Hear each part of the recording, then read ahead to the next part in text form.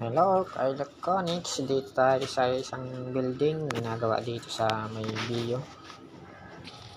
So, itong building na ito ay under construction pa.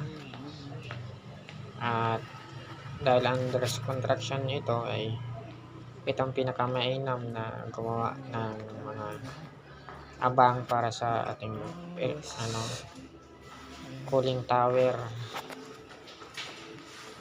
So, dito ako OJT. Ako isang OJT pa lamang. Ito yung mga lalagyan ng insulation tape, insulation foam. Andyan nakaabang na yung mga high and low, high pressure na tube, tsaka yung low side, tsaka high side. Andito yung mga ginawa. So, dito naglalagay muna ako ng insulation o mga rip net. So, yan yung mga rip net na nilalagyan ko ng insulation. So, kailangan yan para hindi mag-moist yung copper tube kapag umiinit o lumalamig yung ating high and low side.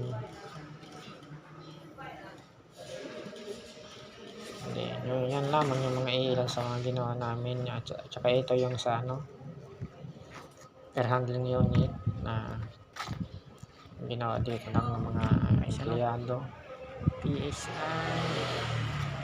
So, malaki-laki din itong building na ito. Maayos din yung pagkakagawa. Ang lang nito ay yung kulay wire ay nasa labas. So, hindi pa naman yan tapos. At lalagyan niya ng takip para safe yan kapag pag may dumadaan mga kalamidad. So, ito yung control ng cooling tower.